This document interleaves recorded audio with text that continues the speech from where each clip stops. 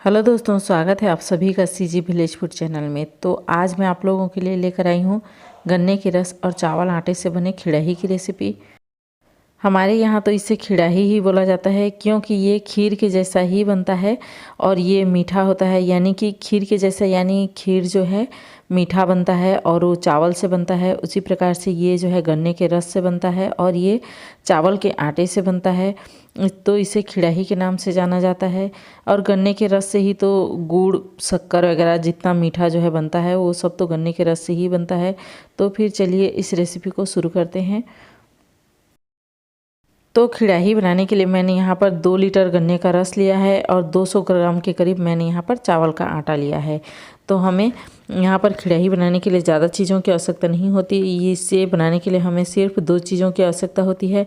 तो हमें सबसे पहले इसका आटा लगा लेना है। तो आटा लगाने के लिए मैंने यहाँ पर थोड़ा सा गन्ने का रस को यहाँ पर गर्म होने के लिए रख दिया है। हमें यहाँ पर गरम गरम गन्ने के रस से आटा लगाना है, यानी इसे हमें उबालना नहीं है लेकिन अच्छे से गर्म होने देना है। तो यहाँ पर हमारा जो है गन्ने का रस जो है गर्म हो चुका है। तो हमें इसका आटा लगा लेना है और गन्ने के गरम गरम रस से इसका आटा लगा रहे हैं, इसलिए हमें इसको तुरंत हाथ से नहीं छूना है। थोड़ी देर बाद हमें इसे हाथ से छूना है और इसे हमें थोड़ा सा टाइट आटा लगाना है। इसका हमें ज़्यादा नरम आटा नहीं लगाना है। तो ये देखिए, हमें इसी तरीके से इसका आटा लगा लेना है और फिर से मैंने कढ़ाई को चूल्हे पर रख दिया है और उसमें हमें गन्ने के रस को छान करके डाल लेना है। गन्ने के रस को छान कर डालने से क्या होता है कि जो गन्ने का जो उसमें गंदगी होता है वो जो है छन जाता है। और इसे बनाने के लिए हमें इस यहाँ पर इस तरीके से जो हम लोग सेव करी बनाते हैं उसका हमें इस जाली चाहिए इसे बनाने के लिए।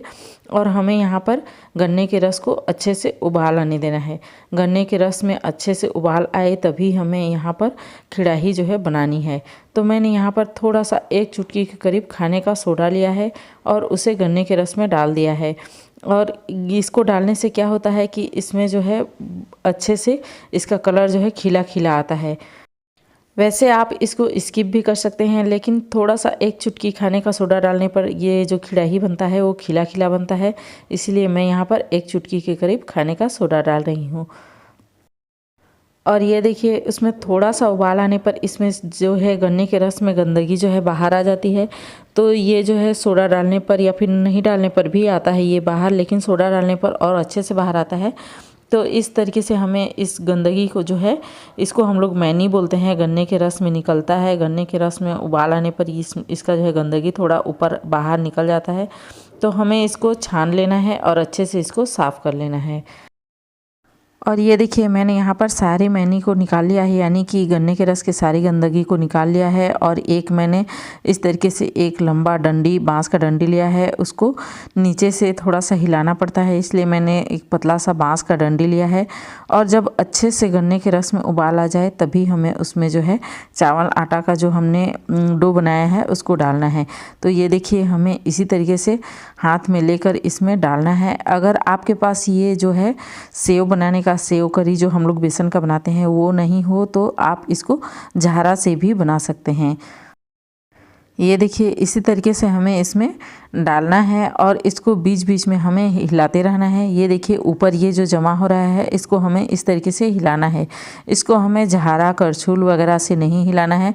एक डंडी लेना है और उससे हिलाने पर जो है ये अच्छा होता है, नहीं तो वो टूट जाता है। तो हमें इस तरीके से इसको डाल करके बीच बीच में उसको हमें हिलाना रहता है। ये देखिए, मैं इसको बीच बीच में इस तरीके से हिला रही हूँ ताकि वो इकट्ठा जमा ना हो। इकट्ठा जमा होने पर वो जो है एक दूसरे से चिपक जाता है। और इसी तरीके से हमें उबलते हुए गन्ने के रस में सारा जो है हमने यहाँ पर चावल का आटा लगाया है उसको हमें सबको डाल देना है। और चावल का आटा को ज़्यादा ढीला नहीं करना है, ढीला होने पर जो है वो इसमें गन्ने के रस में पिघल जाता है। ये देखिए, हमें इसी तरीके से इसको हिलाना है और इसको अच्छे से उबलने देना है। बस इसको डालने के बाद हमें इसको 5 मिनट ही उबालना रहता है और ये बनकर तैयार हो जाता है। और ये देखिए हमने यहाँ पर सारा जो है चावल का आटा इसमें जो है अच्छे से जो हम लोग सेव बनाते हैं उस तरीके से मैंने इसमें बना लिया है। और इसको अच्छे से हमें उबाल आने देना है। अच्छे से उबाल आने के बाद ही हमें इसको करछुल, चेटवा या फिर चम्मच या जिससे भी आपको चलाना है उसके बाद ही चलाएं। और ये देखिए अच्छे से बन चुका है। तो जो भी इस चैनल पर नए हैं मेरे चैनल को सब्सक्राइब कर दीजिए। वीडियो अगर पसंद आती है तो वीडियो को लाइक कीजिए, ज़्यादा से ज़्यादा शेयर कीजिए और कमेंट करके बताइए कि मेरी रेसिपी आप लोगों को कैसी लगी। और घंटी के निशान को ज़रूर दबाइए ताकि मेरी आने वाली रेसिपी की नोटिफिकेशन आप तक पहुंचती रहे। और ये देखिए बस इसमें जो है सारा डालने के बाद 5 मिनट ही हमें इसे उबालना रहता है और ये जो है बनकर तैयार हो जाता है। हमें इससे ज़्यादा उबालने की बिल्कुल भी आवश्यकता नहीं होती। और ये देखिए हमारा गन्ने का रस से बना रसोड़ जो है, रसोड़ बोलते हैं इसको कहीं कहीं पर, और हमारे यहाँ पर तो खिड़ाही ही बोलते हैं, बनकर तैयार है। तो आपको जब कभी भी गन्ने का रस मिल जाए तो आप एक बार इस रेसिपी को ज़रूर ट्राई कीजिए और ये बहुत ही ज़्यादा टेस्टी बनकर तैयार होती है।